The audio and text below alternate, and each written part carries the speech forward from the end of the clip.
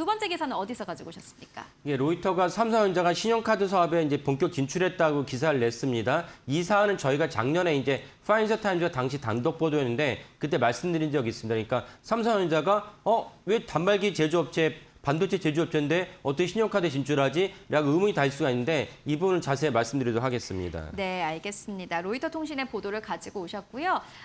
삼성전자가 미국에 첫 신용카드를 출시한다. 이게 보니까 바클레이즈와 손을 잡았더라고요.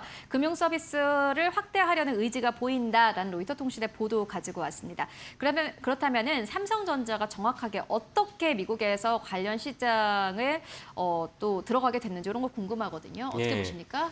그러니까 제조업체인 삼성전자가 삼성생명이나 삼성카드가 있는데 이 두 기업이 아닌 삼성전자가 바클레이스랑 손잡고 신용카드 출시한다는 것은 어떻게 된 것이냐. 뭐 눈치챈 분들이 계시겠지만 결국 삼성전자의 단말기, 갤럭시 단말기를 갖고 삼성도 이제 우리도 많이 쓰겠죠. 삼성페이라는 이미 금융업에 진출했지 않습니까? 그런 삼성페이를 대변한 금융업에 진출했던 삼성전자가 이제는 더 본격적으로 바클레이스랑 손잡고 이제 신용카드를 출시한다는 것입니다. 이런 맥락에서 더 이상 그러니까 이 단말기가 하나의 통신 수단뿐만 아니라 이미 많은 분들이 쓰고 계시는 핀테크. 그러니까 우리가 이제는 많이 계좌이체라든지 다른 어떤 그 금융 서비스를 우리 단말기에서 하지 않습니까? 이 단말기에서 하고 있는데 여기 하나 더 나가서 적어도 북미 시장에서는 미국 시장에서는 이제 신용카드 업무도 같이 이제 그 단말기에서 할 수 있다라고 보시면 되겠습니다. 네, 이게 사실 이제 애플을 좀 생각해 보시면 여러분들 좋을 것 같은데요. 애플의 이제 실적을 발표할 때 서비스 분야가 있습니다. 여기 서비스 분야에 이제 애플페이 같은 게 포함이 되는 건데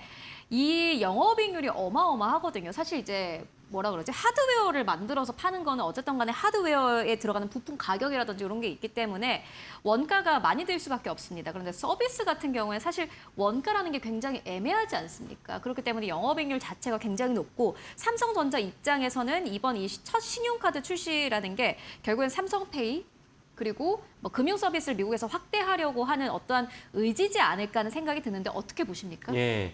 어제 바로 저희가 말씀을 드렸는데 그 메모리 가격이 너무 높다 보니까 삼성전자 이제 모바일 사업부조차도 이제 적자를 기록할 것이다. 뭐 그때 지난주 화요일이었죠. 이제 29일 날 그 삼성전자가 2분기 실적을 내긴 했지만은 2분기 실적을 내긴 했지만은 각 부문별로 어떻게 실적을 나온지는 발표하지 않았습니다. 근데 대체적으로 추정하기로는 이제 메리츠증권은 이제 삼성전자의 모바일 사업부가 1조 원대 적자를 기록했을 것이다. 그리고 뭐 삼성증권이나 그 대신증권은 적자는 아니지만 이제 영업이익이 0원일 것이다. 그럼 적자나 마찬가지의 얘기입니다. 이런 어떤 그 판가를 흡수할 수 있는 여력이 부족했는데 같은 이제 그 스마트폰 기업인데 애플은 그렇지 않거든요. 그럼 왜 그러냐? 좀 전에 들으신 대로 똑같은 이제 단말기를 갖다가 이제 판매를 하지만 단말기를 통해서 다른 서비스업에, 그러니까 심지어 애플은 이제 콘텐츠 사업도 잘하고 있습니다. 아이튠즈도 있고, 그 다음에 이제 애플 TV도 있고, 이런 콘텐츠 사업을 통해서 다른 부가가치를 창출하고 있기 때문에 앱스토어도 있지 않습니까? 근데 삼성전자는 그런 점에서 상당히 애플에 뒤처져 있습니다. 이런 맥락에서 이번에 바클레이즈와 손잡고 신용카드를 진출하는 거였지,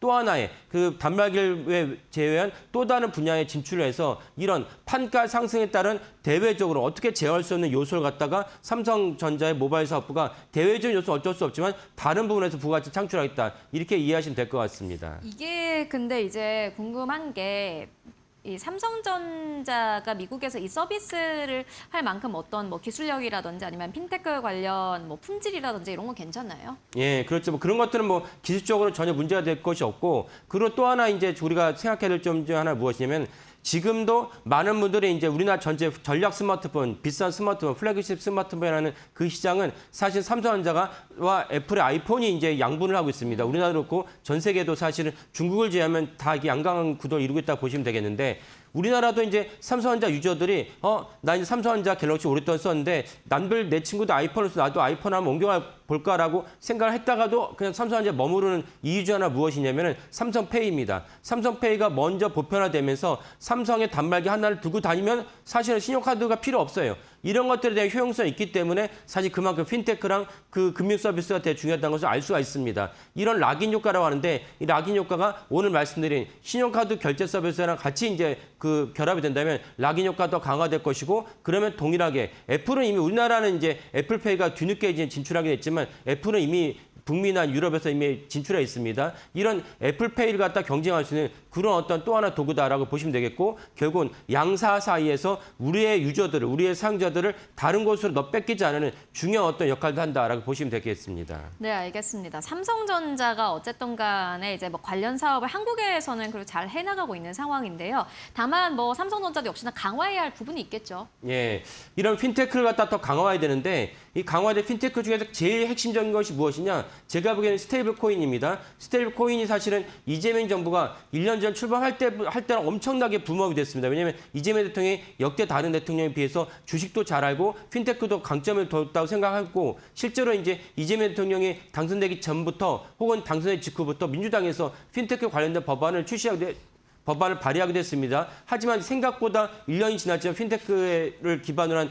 스테이블 코인이 이제는 우리가 보편화되지 않았습니다. 하지만 삼성전자는 갤럭시라는 단말기를 바탕으로 해서 이 스테이블 코인을 갖다가 더 강화할 수 있다. 스테이블 코인이 서비스하는 방법이 두 가지가 있는데 하나는 무엇이냐면 이제 단말기에서 직접 스테이블 코인을 서비스하는 방법이 있고 하나는 소프트웨어를 앱을 설치해서 서비스하는 방법이 있는데 이거보다는 삼성전자 입장에서 당연히 갤럭시 단말기를 통해서 스테이블 코인을 갖다 서비스하게 된다면 우리나라는 뭐 말할 것도 없지만 당연히 동남아나 제3세계에는 통화가 기축통화 자기 법정 통화가 불안정한 국가가 되게 많이 있습니다. 이런 국가에서 이제 달러로 환전할 때 스테이블 코인이 되게 중요하거든요. 이런 달러로 환전하고 싶은 서비스의 욕구를 갖다가 삼성전자 갤럭시가 이제 충족시킬 수 있고 전체적으로 봤을 때 10억 대 이상 팔린 단말기가 전 세계에 몇 군데 안 되고 그 두 군데가 현재 10억 대 이상 단말기가 활성화된 곳이 두 개밖에 없습니다. 갤럭시와 그다음에 이제 아이폰 두 개밖에 없습니다. 이런 맥락에서 삼성전자가 스테이블 코인을 바탕으로서 동남아나 아프리카에 더 많은 락인 효과를 이룰 수 있다라고 보고 있습니다.